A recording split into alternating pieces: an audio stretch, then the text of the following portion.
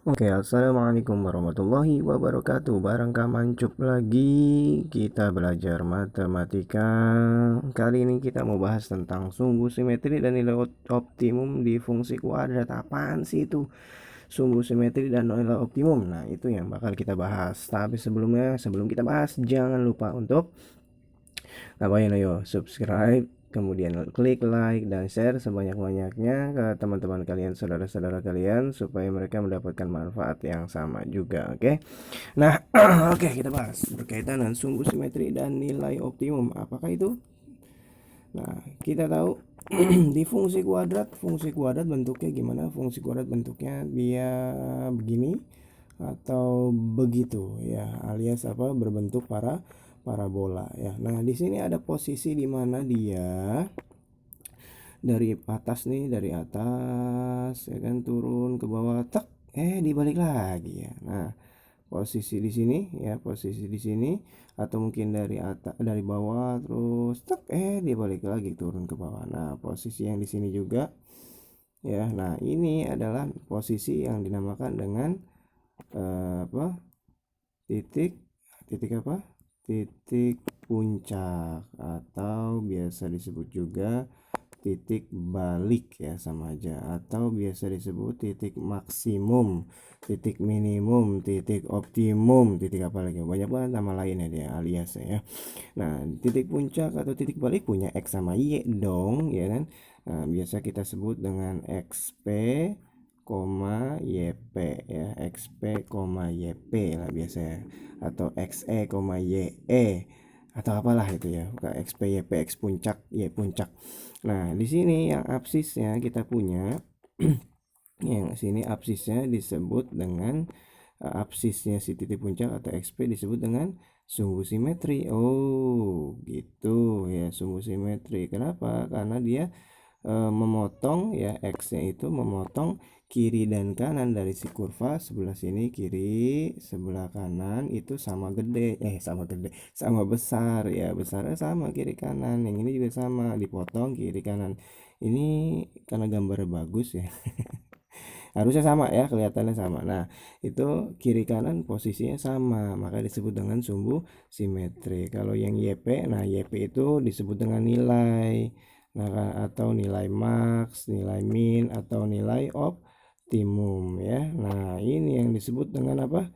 Ini yang disebut dengan sumbu simetri dan nilai optimum pada fungsi kuadrat. Oh, udah paham ya berkaitan dengan titik puncak atau titik balik atau kondisi di mana dia paling tinggi atau paling rendah. Oke.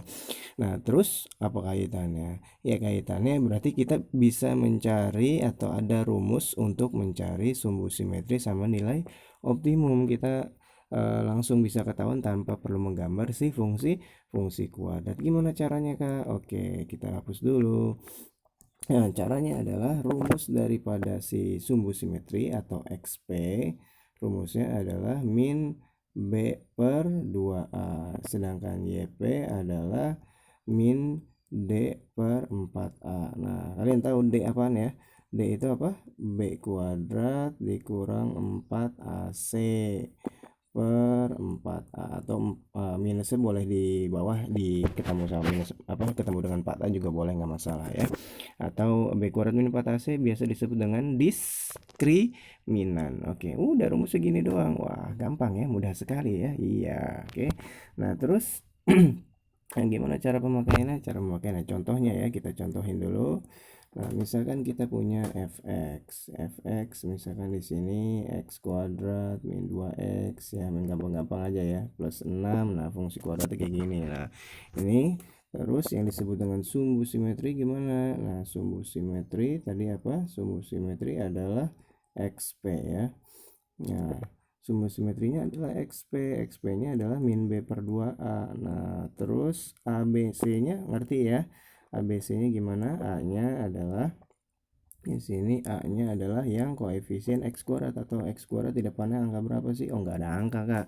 Ya, berarti dia satu sebenarnya, cuma nggak ditulis. Kemudian B itu koefisien X, depannya X ini berapa nih angkanya? Min 2 ya. Kemudian kita punya C itu konstanta yang nggak punya X di sini nih. Berapa? 6. Udah tinggal substitusi substitusi aja. Jadi min B per 2A itu sama aja minus dari apa? Minus 2 kemudian per 2A. 2 kali 1. Iya nggak muat, cakep. 2 per 2 berarti jawabannya 1. Oke, itu berkaitan dengan apa? Dengan sumbu simetri. Nah, terus bagaimana dengan si apa? Siapa itu nilai optimum atau YP-nya, nilai max atau nilai min ya. Nah, itu kita bisa cari menggunakan rumus yang tadi apa? YP ya, YP min D per 4A. Oke. Nah, siapa itu? YP nilai optimum. Nilai optimum. Bentar dulu nih, nilai optimum. Tadi kan ada max, ada min ya. Kita belum gambar nih bentuknya kayak gimana. Nah, ini optimumnya maksimum atau minimum? Tentuinnya dari mana? Lihat aja A-nya. A itu 1.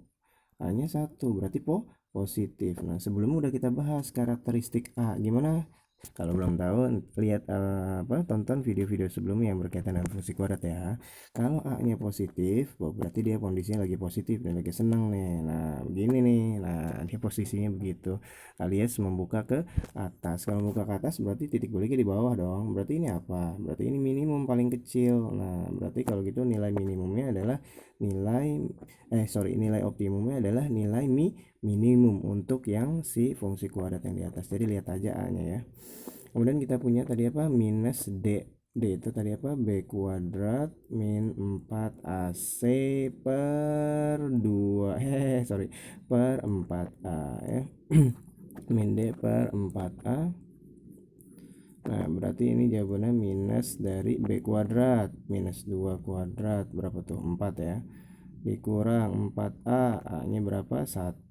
Kemudian C-nya berapa? 6 per 4A, A-nya 1. Oke, kita punya berapa? Minus 4 dikurang berapa? 24. Kemudian per 4 berapa tuh? Nggak muat nih di sini.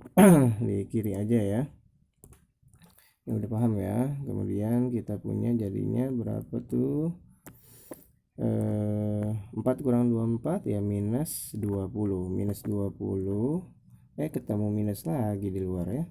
Kemudian kita bagi 4 berarti jadinya 20 dibagi 4 alias 5 tara. Nah, ini dia berkaitan dengan nilai optimumnya ya.